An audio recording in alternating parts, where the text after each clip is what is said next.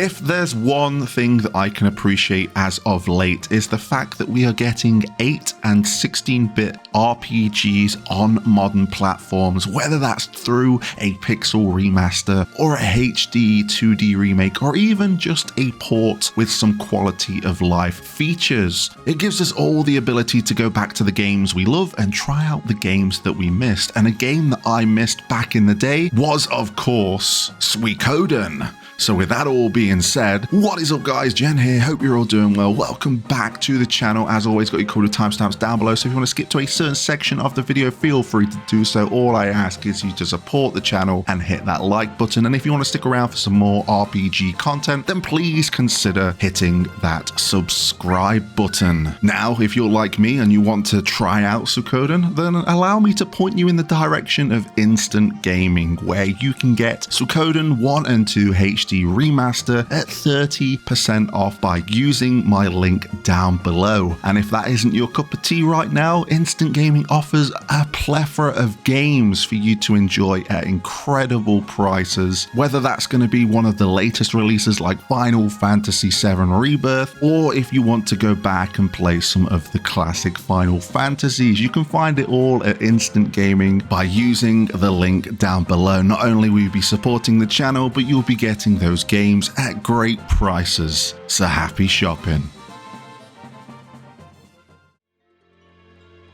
So, on to Suikoden. I have been playing number 1 currently, so I'll be mostly covering that. I'm sure you guys will want to chime in about the second one, because I've heard good things about the second one, and I am looking forward to moving on to that. But this is my first time. I'm taking it slow and steady, and I've definitely got some things to say about the first one. So let's start off with the story of Suikoden. A once renowned hero turns into a violent tyrant, and an empire falls into decline. A liberation army is rising up in an act of rebellion against the oppressive rule. One by one, the 108 stars of destiny gather to shape the course of history. Very simple, but as you are playing through Suikoden, the story is good. It took a lot of time for me to get into it at first because I didn't really know what was going on, but once the first hour or two passed of the game, I was like, hey, I know what this is about now. We gotta gather everyone, we gotta build this liberation army, and we've just gotta take it straight to them. And through the trials, tribulations, and all of the characters you meet along the way, it's nice to see how this story lays out in front of it, and I'm really excited to see where it goes. As for the characters of Suikoden, man, where do I even start? There's so many characters I've met along the way so far, all adding something to the overall narrative. Some of them optional, some of them quite mandatory, that which you'll be coming across in the story. If you kind of invest some time in talking to the characters and going back to the base, of which we'll talk about soon, you kind of get a nice narrative and a handle of the story, and I did indeed enjoy that. But let's move on to the gameplay.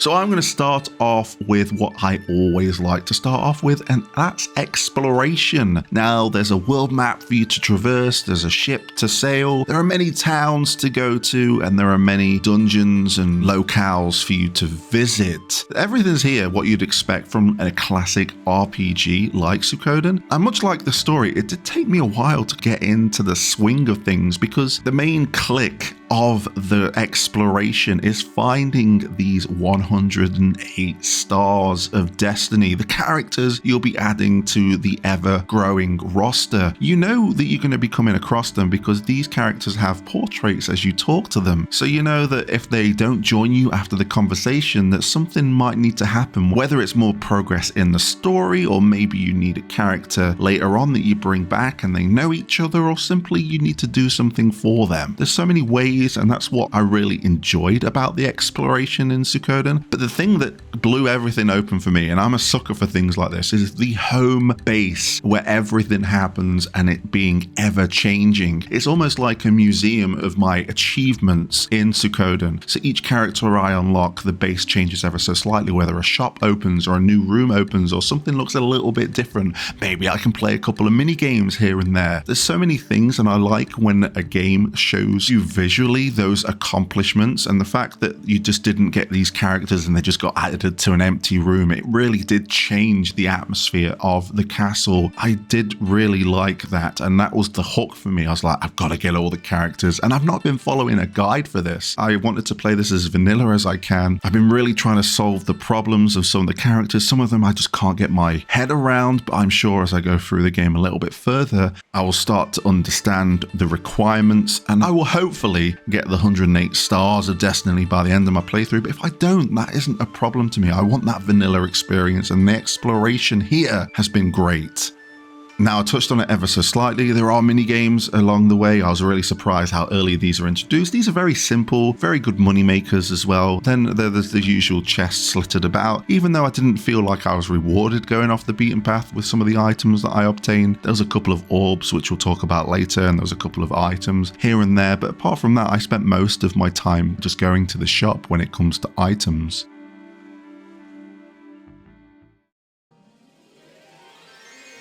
So from exploration, let's talk about the combat, and there's many layers of combat. Now let's just talk about the turn-based action that we get here in Suikoden, and the fact that we have 6 characters we take to battle, but we have so many characters to choose from. I want to try them all. Some of them have short range, so they need to be on the front row. Some of them are medium range, so they can be on any of the front or back row, and then you have the long range that of course work better on the back row. And as the time went on, I started to understand a little bit more. When I had more characters to play around with, I really looked at what each character offered, tried a few characters out, some of them come with preset orbs, and basically the orbs are like, I guess for me, I'd compare it to materia. So you equip an orb and over time you'll get more and more abilities. I think you get 4 or 5 in total. And then once you've got those abilities, then you have even more to your disposal to shake up around. But the one thing I didn't like, especially with me trying to try out all these characters, I kept hitting story beats where I had to have certain characters. So I would make a team and I'd be like, this team works. I like how they do. They've got some unity attacks, which is a nice turn of attack where 2 characters will team up together and do some nice damage or some support for the team. But then they'll get to a story beat and it'll be like, I need a set character. And I was like, okay, I can sub one character out. That's all right. But then I'll get to the next part of the story and I still need to keep that sub character in. But now I need to sub out another character. I'm sure as I get further towards the end game, I will have the freedom to mess around. But as I'm experiencing this quite early on, I do want to mess around with the characters. But that doesn't detract from the fact that there's so much offered here in this battle system. Weapons are not bought from shops. These are simply upgraded. You can attach certain runes to it to give it to certain properties. Again, back to the orbs, you can mix and match. Some of the characters come with them preset, and that's okay. You can experiment with them. Maybe they offer good healing capabilities or really good support capabilities. I just had a barrel of a time messing around with this combat system, and sometimes I got into some tough situations and characters were dying because I was relying on that auto battle. So I had to take a step back and be like, okay, I need to be the one in command here because the auto battling is not doing the justice that it needs to do. But all in all, combat system for a game that came out quite some time ago, it's pretty decent here. There's a lot of things for you to experiment with.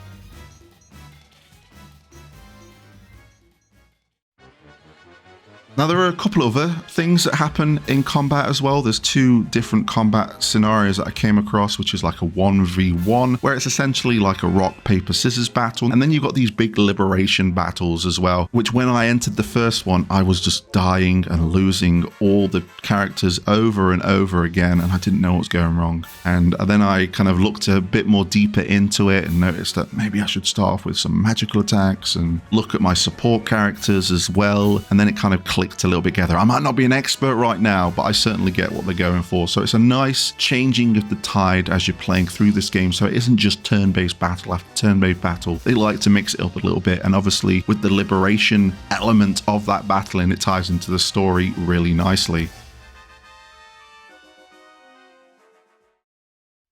I think I've covered everything when it comes to the exploration and the combat of Suikoden. I really do like where it's going, and I'm very excited to see what the end game looks like, all the requirements, trying to get all of the characters. It's going to be a thoroughly good time, but I want to take a moment just to talk about some of the features that come with this HD remaster. The pixel art just looks incredible. It's not quite like a pixel remaster. It's a bit more than a pixel remaster, but it's not quite a HD 2D remake. It's like a happy medium in between. between, but it looks fantastic as I'm playing it. One thing that I didn't really get, and I think it's quite cheap, I don't know if it's going to get patched, is when I want to do the fast forwarding of battle, because we're modern gamers now, we want to try and get through these battles a little bit faster. I don't like the fact that the music speeds up as well. It even fast forwards to sound effects so they sound a little bit different. I feel like that needs to be looked at, where all of the sound and music stays the same regardless of the speed of battle. And then there's the autosave, which is really odd because it's not autosaving in each map. It's only autosaving when you're in the vicinity of a save point.